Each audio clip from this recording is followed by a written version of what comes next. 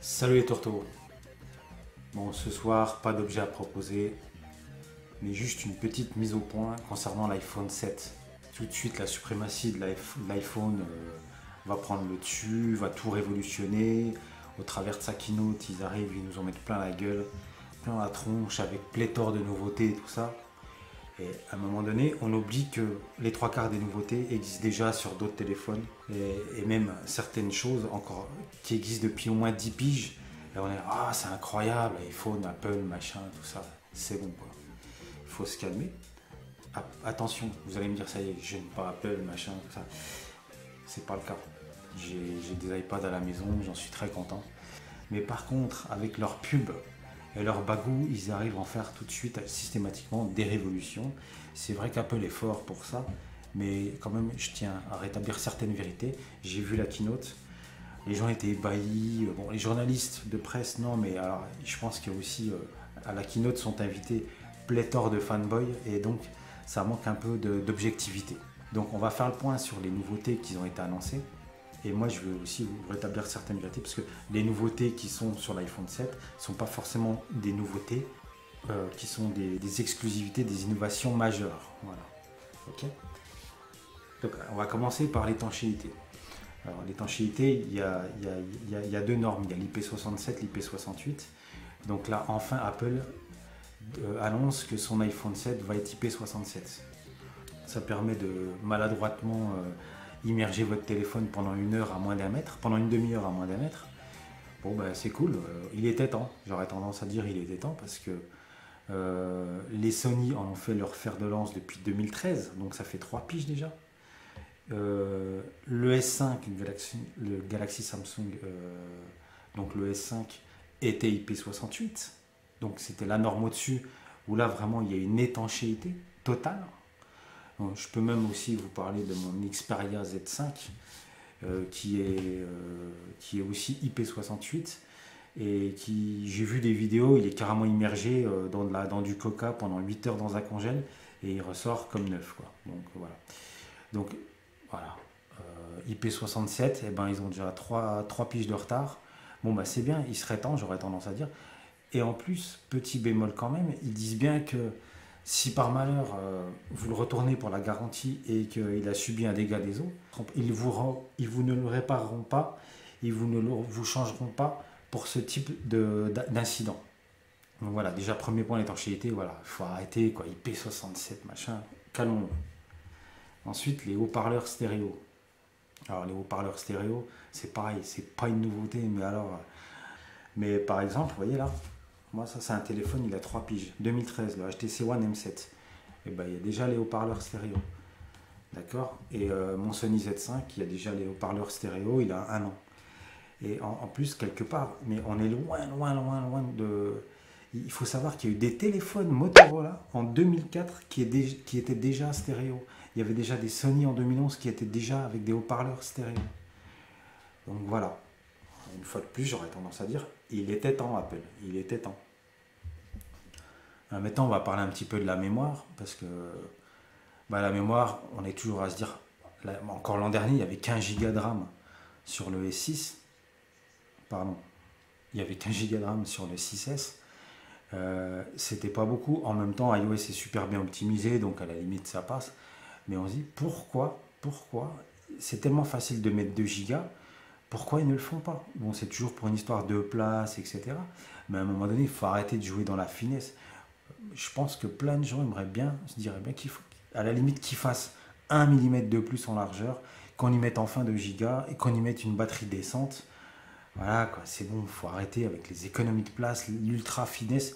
Rappelez-vous ce qui s'est passé pour le 6, l'iPhone 6. Hein, il y avait des gros soucis, il se pliait. Et c'était pas. L'Applegate a vraiment eu lieu.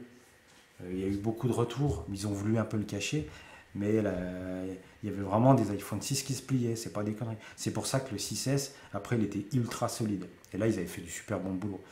Mais voilà, donc là, donc Apple, dans la keynote, s'enorgueillit. Enfin, il y a 2 Go. Bon, ben, pareil, il était temps. Et sur le 7 Plus, il y aura 3 Go. Mais pareil, en 2013, il faut savoir que le Note 3 a déjà 3 Go. que le Asus Zenfone en 2014, il a 4 Go de RAM. Voilà. Bon, après, tout le monde dit c'est excessif, ça sert pas à grand chose. Peut-être, mais eux au moins ils le mettent quoi. Ils le mettent, ils se disent pas bon, on va économiser un micropouillème de millimètre pour ne pas mettre parce qu'au moins l'expérience utilisateur, à la limite 1 giga de plus, qu'est-ce que ça leur coûte, hein.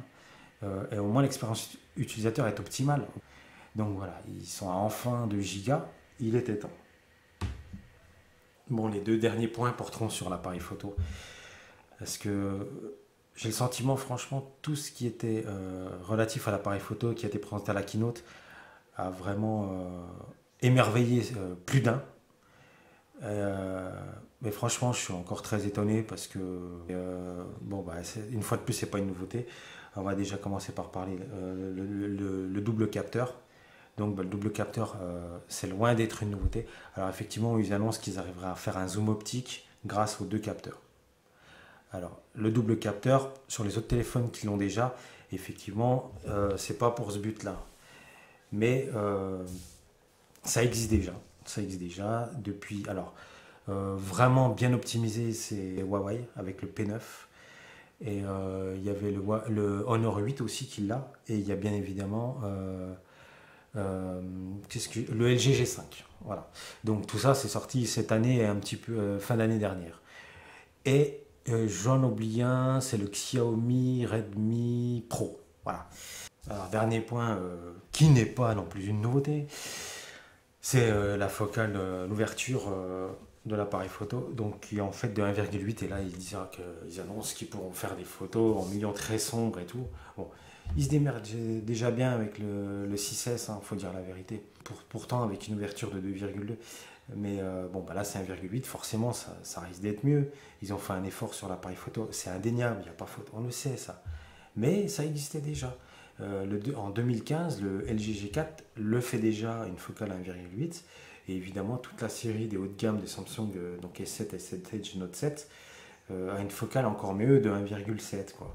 Donc, ça sera intéressant de comparer, parce que là, on ne peut pas vraiment comparer, il n'est pas sorti. Mais sur le papier, eh ben, Samsung est déjà en avant, déjà en avance. Donc, c'est demain qui sort. Hein, donc, bon, moi, j'en aurai pas un demain pour le tester, mais à mon avis, déjà demain soir, tout de suite, voilà, dans les nouveautés dans YouTube et dans les tendances, ça va être bourré d'iPhone 7, c'est clair. Bon, qu'est-ce que j'ai à dire? Voilà, donc ces 5 points-là, bah, c'était pas forcément des grandes nouveautés. Et il y a même des téléphones qui regroupaient toutes ces fonctionnalités. Je pense au LG G5, il avait déjà tout ça. Ah, peut-être pas la certification IP67. Autant pour moi. Moi, je m'interroge toujours pourquoi ils n'ont pas encore franchi le cap du Full HD. Parce que quand même, tout le monde s'accorde à dire que ce soit la presse spécialisée ou même les gens, un téléphone haut de gamme à 800 balles, ça doit être au moins Full HD. Alors, enfin, heureusement, ils ont abonné les 16 Go, ils sont passés à 32 en standard. Il serait temps, hein, à ce prix-là. Hein, quand même, il faut savoir que le S7, le LG, ils sont en 2K, donc 2 fois le HD, 2 fois le Full HD, pardon. Donc voilà, que fait Apple? Il y a un autre truc où je m'interroge, c'est pourquoi, alors que Samsung fait de l'écran AMOLED depuis 4-5 piges, moi j'avais un 2011, 5 piges, qui était déjà en AMOLED. C'était le S1, je crois. Ouais, je crois. Ou le Galaxy Nexus, je sais plus, ouais, on s'en fout. Mais c'était déjà de l'AMOLED, quoi. Alors ils disent qu'ils vont passer l'année prochaine à l'AMOLED. Grand bien leur face. C'est vrai que quand on voit un Galaxy S7, ça a de la gueule de fou, quoi. C'est clair que ça en jette, quoi. Ça en jette tout de suite, quoi. Donc comme Apple est vraiment à cheval sur la classe, le design, le clinquant, pourquoi ils sont toujours pas à l'AMOLED, tout simplement? Il y a un autre truc, c'est pas borderless. Alors pourquoi c'est toujours pas borderless? Ça aussi, hein, toujours rapport au luxe et tout ça. Borderless, ça met une claque, quoi. Ça en jette. Et encore un dernier point qui est peut-être un petit peu gadget et tout, mais bon, comme on était au capteur d'empreinte, à fond c'était à la mode, c'est encore à la mode maintenant, mais bon, c'est même rentré dans les mœurs. Et ben maintenant il y avait le capteur d'iris, là où justement Samsung essaie de faire un peu d'innovation, donc je parle du capteur d'iris.